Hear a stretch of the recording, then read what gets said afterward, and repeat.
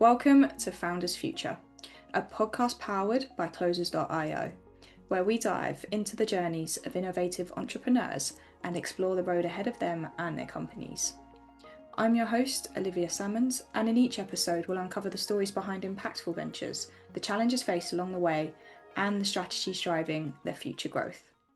Today I'm very excited to be joined by Klein Aleardi, marketing strategist and content growth expert, and the founder of Klein Rose Content Marketing. Klein works with creators and entrepreneurs to help them build audiences and, more importantly, turn that audience into real income through offers, positioning, and monetization strategies. Her work focuses on bridging the gap between content and business, helping people move from just creating online to actually building something profitable. Klein, welcome to Founders Future. Thank you so much for joining me here today. Thanks for having me. I'm very excited for this conversation. It's a pleasure to have you, and I'm very much excited to dive in and learn a little bit more about your journey. So, Klein, with all of my guests, I do actually like to start at the beginning. So, if you don't mind briefly taking me back to what it was you was doing before you started up the company, and then from there, what was the motivation behind it?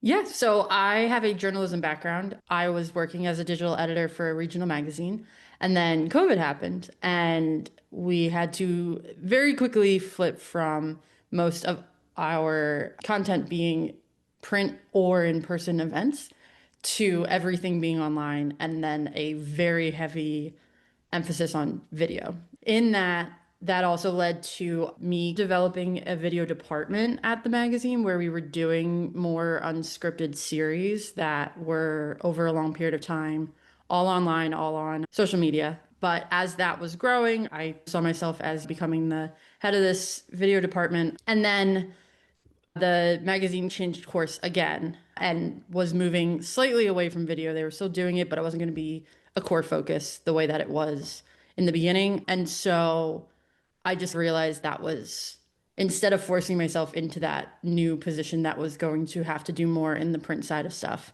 that I would go off on my own. And I was on my own for about a year or two. I also did a quick stint in California for a year just because East Coast weather sucks. And then when I came back, I was just figuring out what I wanted to do. And about a year and a half ago, I realized I can do this on my own. I want to do this on my own. And so I started officially, I had been doing it for years technically, but I officially decided to lock in and Love it. pursue this content marketing business. Beautiful stuff. So you're saying about a year now into your journey, having taken that beforehand, but I feel like journalism really marries well to content marketing. Obviously, a lot of that goes into the messaging you're using, the type of words and whatever else. But you guys have this creativity that you spin from nowhere, which is very unique to your industry. So it's nice that you've correlated and married that through. And then off the back of that as well, did you always have a burning ambition to be an entrepreneur and obviously set up your own kind of offer and agency, or was that just something that I suppose sparked you when obviously the stuff was going on throughout COVID and within the newspaper? I definitely did not have any drive to own my own thing. My mom actually is a business owner, and I always said that I could not imagine having my own business. I was like, I don't want to be in charge of this stuff. I don't want to have to hire people and lead and stuff like that. And then I think just growing up around it all, and I was actually talking recently with my mom about this, the fact that my mom is a business owner, and a lot of people in her social circle are also business owners. And Okay. so growing up, I was just surrounded by people who did that. And it just hit me the one day when I decided to like fully do this. It was like, oh, this isn't scary. This is just this, like, it's Yeah, not as intimidating as it sounded in the past. And just with the way everything's changing so much, honestly, I think with the media landscape and marketing landscape of places, this is really the ideal for what I want my life to yeah, look like. So it definitely was not something I was expecting, but yeah. I think it was gonna happen at some point. It just, I everything aligned. I know exactly what you mean. And my parents were also business owners, and it's always that sense of because it is so normal to you. Like, I don't need to handle that stuff. Like, I've been involved Absolutely. around it my whole life. And then you, for me anyway, it was like got into a working environment, and I was like, Oh, like not everyone's life was like that Yeah, growing up, and you yes. end up doing twice as much work because you're Yes, naturally always had to do all the work. And then from absolutely. there, as you say, when you find your own path and you realize, oh, actually, I can carve this life out for myself, Yeah, that leap is not as scary for you as somebody that hasn't been brought up in that environment. So that's right. really cool to see. And the fact that you found your feet in something you love, of course, bend that Hmm. into your life and take that from Yeah. there. So let's dive into the obviously the marketing aspect from that so the listeners can have some context moving forward. So at this point in, Klein, who would you say is your ideal client? Who is it that you very much love to work with the most? And then from there, how is it you help them? And how do you support them along their own journey? Yeah, absolutely. So I usually gravitate more towards smaller or medium-sized businesses.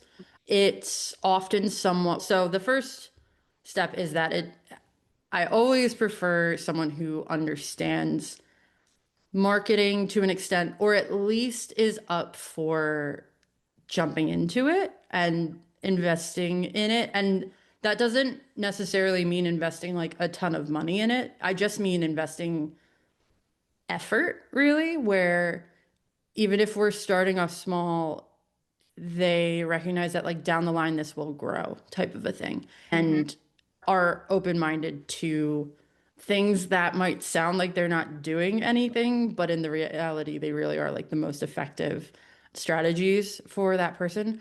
Definitely it's the person who gets it. And then more often than not, they end up being smaller or medium-sized business owners just because they don't have the resources to bring a full marketing team Yeah. on, which I've also been in that where I was at a place where they weren't fully there yet. They weren't like, yeah, this is something we should build an entire team around. So I've been that person who's had to do 8,000 things to try to get this marketing project done. And then everyone's, why didn't this work? And it's because I'm one person. So I can't work 24/7 and get this all done in the time that you gave me to do it with the resources that you gave me to do it. So I think being the add-on where we're making content and understanding your story and combining the two. That's my ideal person. Beautiful stuff. And as you say, within that small to medium-sized businesses, they're in that point where they can scale and they need to start putting effort into the marketing. But if they're not like mentally ready to do so, it's going to be a longer process drawn out for you and them. So you are, as you say, Absolutely. making sure they're ready to take that step for themselves and then you can get involved. Do you more come in fractional then and like more on that partnership angle? Like how is it you work with your clients? Do you very much get in the trenches with them when you are going through everything? Yeah, it depends on the person and goes back to that ideal person. If they are someone who says, I understand this, I want to invest in this, I'm 1,000% like trying to get every inch of their business just so that I can fully understand what their goals are and what their approach is, because I've found that always helps a lot more with presenting their messaging of who they want to be. While some people might go in with, okay, here are the four questions I'm going to ask you, and you're going to answer them. And it's going to be like, what do you hope happens in a year?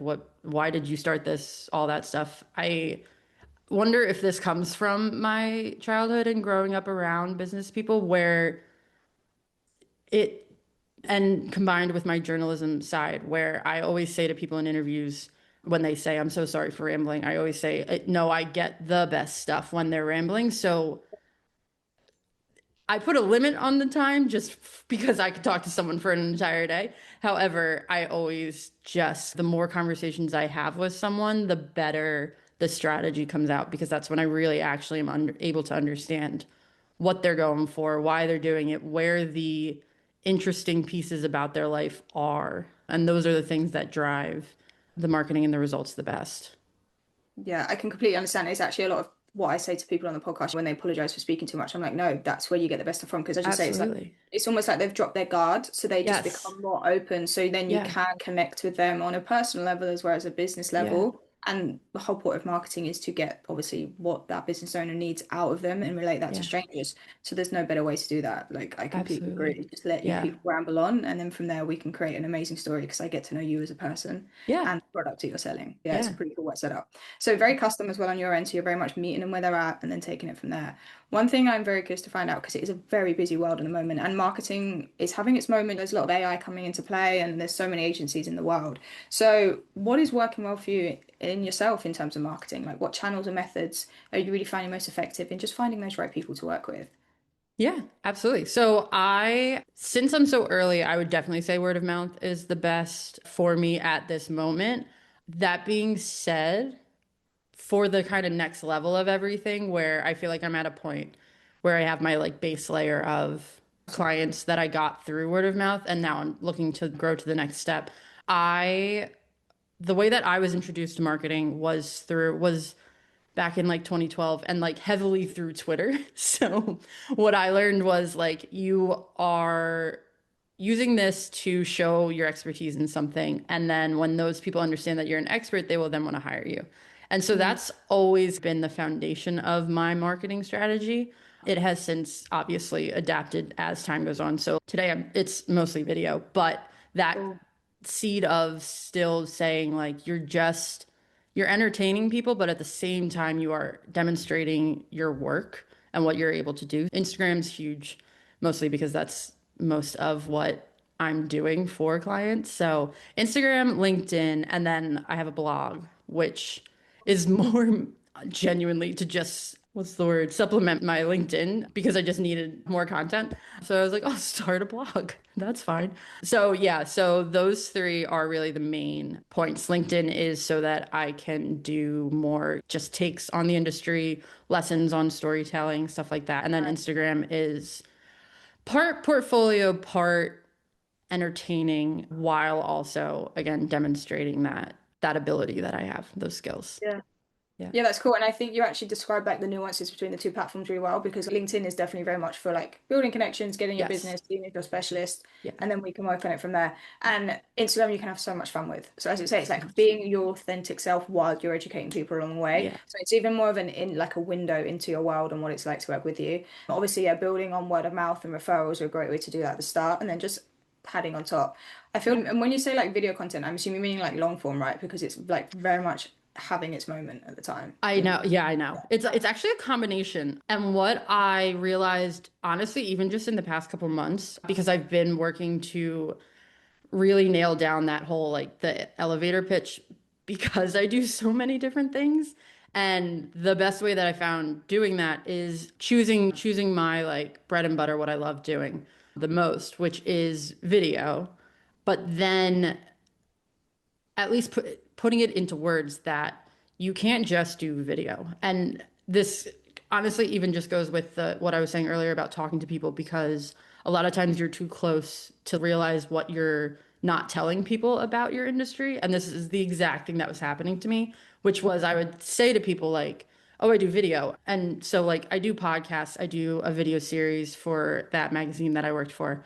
And what I was skipping over was the fact that in doing those things, I'm also doing the support to post it on like Instagram or LinkedIn or Yeah. wherever they have to go and doing the kind of adjacent content for it so that people will actually go and listen or go and watch Nice. the not legitimate, the full series. And in my head, it was like, yeah, of course, because you can't just put something up. No one's going to go watch it. But people don't know that. Yeah. Or not everyone knows that, or not everyone thinks about it. And so that was new where I did explain to people that this is the main piece where I am doing longer form video, or it might just be video for Instagram since it's getting much shorter, which is a thing in itself where it's making everything more compact. Yeah. So, in addition to doing the long video, it's also taking that longer video and just making it the 90 seconds. And then it's everything around it. And as much of that stuff as you need is what I can do for you.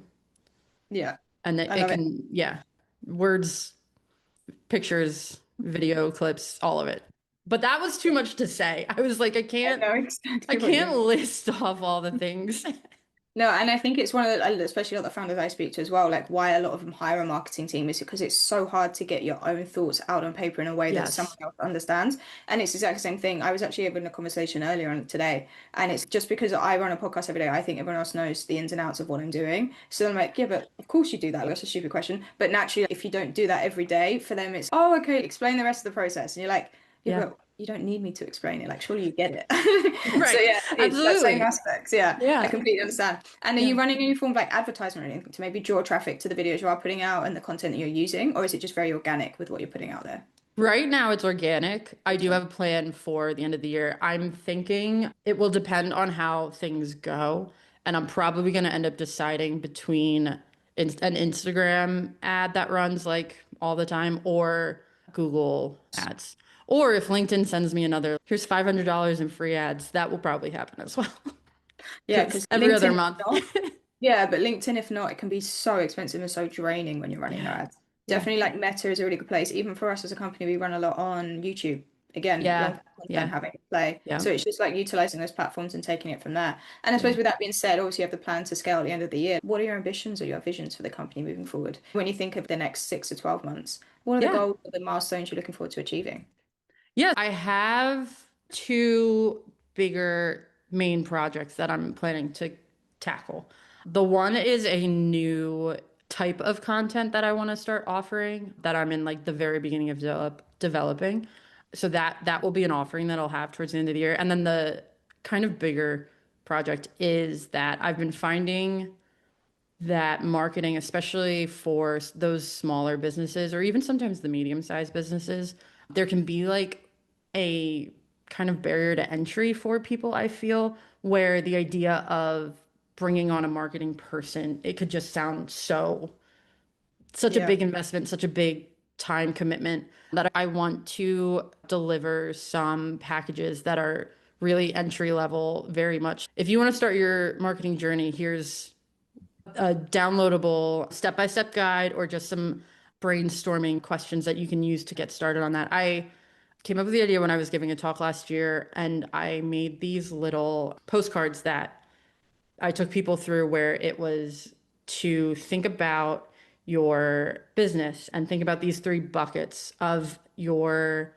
personality online. Of if you own a fitness business that like targets new moms, it's like the one bucket is like a new mom, the second is empowering women to get, and the third can be like getting strong. And so these are the three things that you're going to use to navigate your marketing in every aspect, in every content piece, and everything you put in front of a person. Like you're going to hit one of those boxes. And so something along those lines of just a more affordable, more Yeah. easy way to get into it.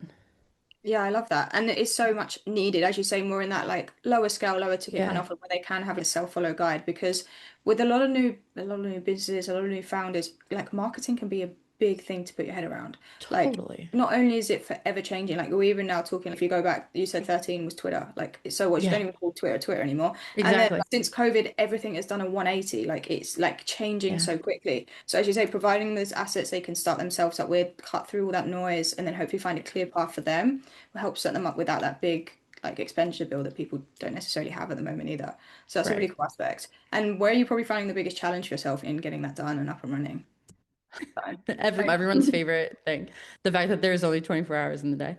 Yeah, that's really about it. I think that, yeah, the day that the other side of this is that I really, in the past couple months, have accepted the fact that I do need to just set some time aside. And this is what I tell every single one of my clients. So, of course, it would make sense that I'm not following it, but that, like, if you do take that time and set it aside and work on it for, even if I take a day a week, like, that will make a whole difference for the next 6 months. And I think in the next like month or two, I'm a little, there are a lot of projects going on right now, which is great and so fun and a great problem to have. But just setting aside the time to really just sit down and do it Yeah. is the biggest.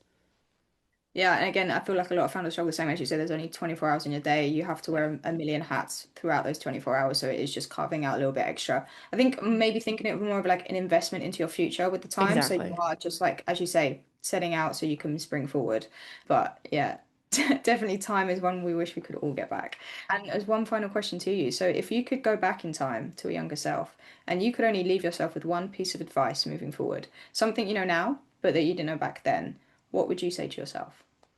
I would absolutely tell myself to stop worrying and that it's gonna be okay. I'm upset it took me so long to figure that out.